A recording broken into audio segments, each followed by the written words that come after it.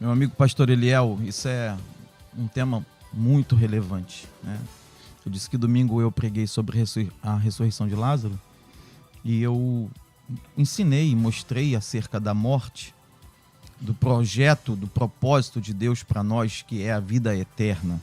E no final do culto, um irmão veio até mim e, em lágrimas, relatando que estava viúvo há 3 meses, com um garotinho de 9 anos, e perdeu a esposa no Covid, uma mulher de Deus, mulher de oração.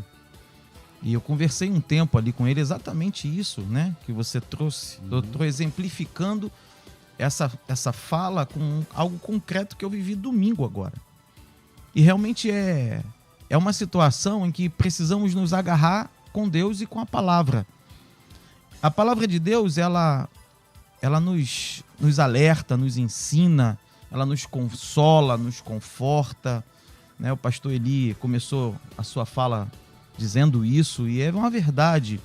Eu estava aqui olhando 1 Tessalonicenses capítulo 4, versículo 13, que é um texto clássico sobre esse tema, e o texto diz: irmãos, não queremos que vocês sejam ignorantes quanto aos que dormem, para que não se entristeçam como os outros que não têm esperança. Então, a tristeza virá, claro, o irmão estava em lágrimas comigo lá, e eu chorei com ele, mas a gente precisa pegar a palavra e trazer para nós. Essa pessoa, a esposa dele, assim como eu quero deixar essa palavra para todos aqueles que estão vivendo um luto, que perderam um familiar, perderam um filho, perderam o esposo, perderam a esposa. Se agarre na palavra.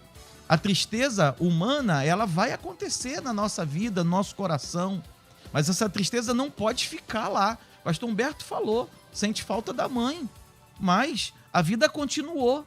Eu preciso olhar para frente, eu preciso seguir a minha vida, porque senão daqui a pouco vem uma depressão, daqui a pouco a pessoa já não consegue mais caminhar, e aí se isola do mundo. Se Deus levou, a soberania dele ali atuou. Eu que fiquei, continuo com as minhas responsabilidades, como você disse, meu amigo pastor Eliel, né?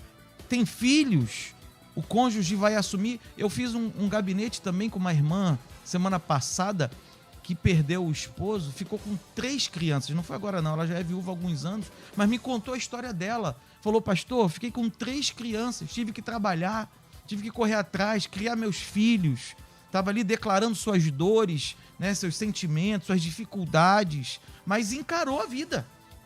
O que eu vou fazer? Eu vou ficar parado, esperando o tempo passar?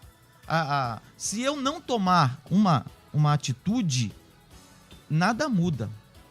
Nada muda sozinho nessa vida. É grande ilusão achar que o tempo vai trazer mudanças. Não traz. Quem traz mudança somos nós, com as nossas atitudes e posturas. Então, aqueles que estão no luto, a minha palavra é: sejam consolados pela palavra. Se o seu cônjuge, seu filho morreu em Cristo, tenha convicção de que o que diz aqui em 1 Tessalonicenses capítulo 4, se cremos que Jesus morreu e ressurgiu, cremos também que Deus trará mediante Jesus e com ele aqueles que nele dormiram. Então, seja consolado pelo Espírito Santo e pela palavra de Deus. E olhe para frente, siga em frente. Por quê? Porque Deus tem uma vida para cada um de nós. E eu preciso compreender. Pastor Eli estava falando ali, ele tocou nesse texto, passou por esse texto aqui, e eu já estava nele quando o pastor estava falando. Assim, qual é a minha visão de mundo? Qual é a minha proposta de vida? Como que eu enxergo a minha vida aqui nessa terra? Isso faz total diferença. Deus me chamou para um propósito, Deus me chamou para cumprir uma missão. Ninguém vem a esse mundo sem propósito. Todos nós temos um propósito de Deus. A Bíblia é clara, diz que Deus tem planos para cada um de nós.